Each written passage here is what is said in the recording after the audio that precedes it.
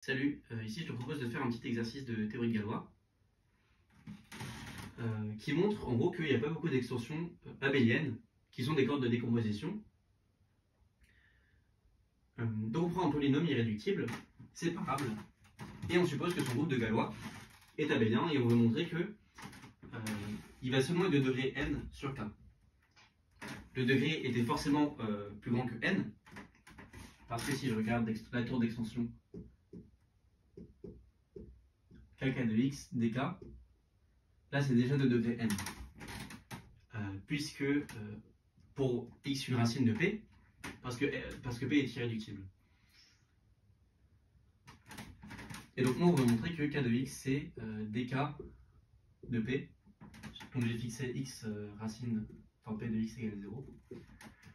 Et pour ça ce qu'on va faire c'est qu'on va considérer la clôture normale de k de x. K de x est déjà séparable parce que c'est engendré par x qui est séparable. Donc pour montrer que c'est galoisien, on a juste à montrer que c'est normal, de l'appeler grand N, la clôture normale. C'est un peu drôle. Ok. Et l'idée c'est qu'on va montrer que si sigma de x égale x, pour sigma dans gal de n sur k, alors sigma égale id. Parce que ça montrera qu'il n'y a pas d'élément non trivial qui stabilise ce corps et par la correspondance classique, ça voudrait dire que k de x c'est le corps de base. Enfin, c'est le corps grand N. Ok. Donc je prends sigma de gal de n sur k. Et l'idée c'est que j'ai pour tout taux dans gal, je rappelle que le groupe de Galois de n, il est abélien parce que c'est parce qu'il me semble que c'est un quotient du groupe de Galois de P. Oui, voilà, c'est ça.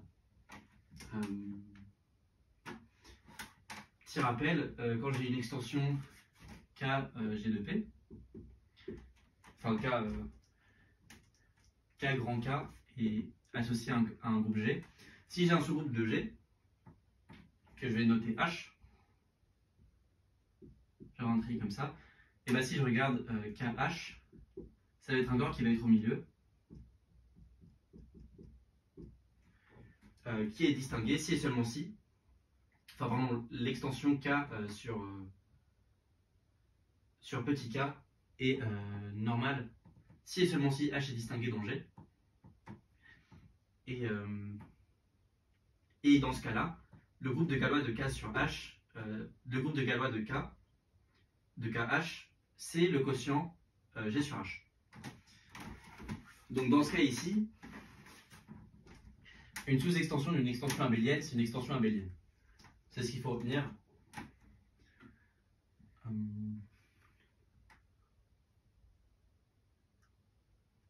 En fait, plus généralement, les extensions abéliennes, c'est une classe d'extension distinguée. Ce qui veut dire que si j'ai une extension, enfin les classes d'extension distinguées, c'est des classes telles que si j'ai K, L, M, et que M est dans la classe d'extension distinguée, alors elle va l'être aussi. Par exemple, si je prends la classe d'extension finie, une sous-extension d'une extension finie, c'est une extension finie, donc ça marche. Si je prends les extensions algébriques, ça marche pareil. Il y a d'autres conditions, mais celle-là, c'est une des conditions importantes. L'autre condition, c'est que si j'ai un truc comme ça, KL, j'ai grand K, j'ai deux extensions. Si L est dans la classe par rapport à K, alors il faut que L grand K soit dans la classe d'extension par rapport à K. Donc par exemple, ça marche encore pour les extensions finies, parce que si L est une extension finie sur K, alors le degré de L grand K sur grand K est plus petit que le degré de L sur K. Ça, c'est tout simplement parce que si je prends une base de L sur K, c'est encore une famille qui engendre L grand K sur grand K. Forcément. Voilà, donc si je prends les extensions galoisiennes abéliennes, enfin on dit juste les extensions abéliennes, si L sur K est abélien, alors en fait on a une injection du groupe de Galois de LK sur grand K. dans le groupe de Galois de L sur K. Ce qui montre que le groupe de Galois ici va être abélien. Et donc que la classe, les extensions abéliennes, c'est une classe distinguée. Tout ça pour dire que ici, n c'est bien une extension abélienne, donc ce groupe de Galois est bien abélien. Sinon, on aurait été un petit peu embêté. Ok. Tout ça pour dire que si je prends taux dans gal de n sur k, bah alors que j'ai taux x, enfin j'ai sigma taux x égale sigma x, taux stabilise fixe g, fixe de sigma. Ça c'est le corps des éléments qui sont fixes par sigma. Ok. Tout ça pour dire que fixe de sigma, donc j'ai k de x, fixe de sigma. K de x est bien inclus dans fixe de sigma parce que sigma de x égale x.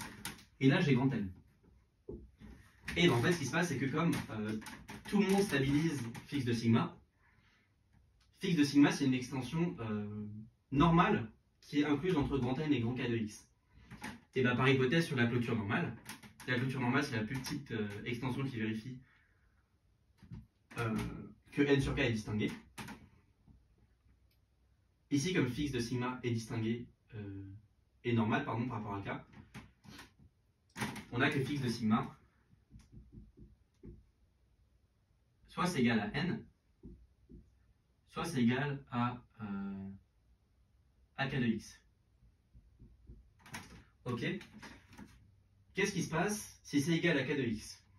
Bah, on a vu que fixe de sigma c'était normal.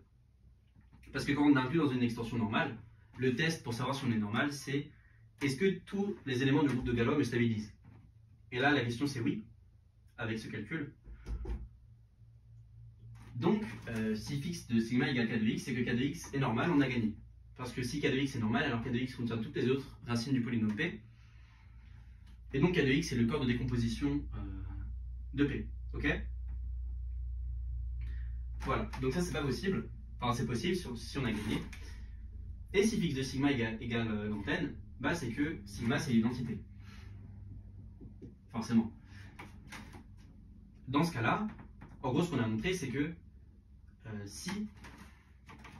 dans ce cas-là, ce qu'on a montré, c'est que sigma x égale x implique sigma égale id. Autrement dit, fixe, enfin gal de n sur fixe de sigma, sur k de x, c'est E. Ok, parce qu'il n'y a que l'identité dans ce groupe. Si tu stabilises k de x, tu stabilises tout. Donc ça, au final, ça montre que n c'est k de x.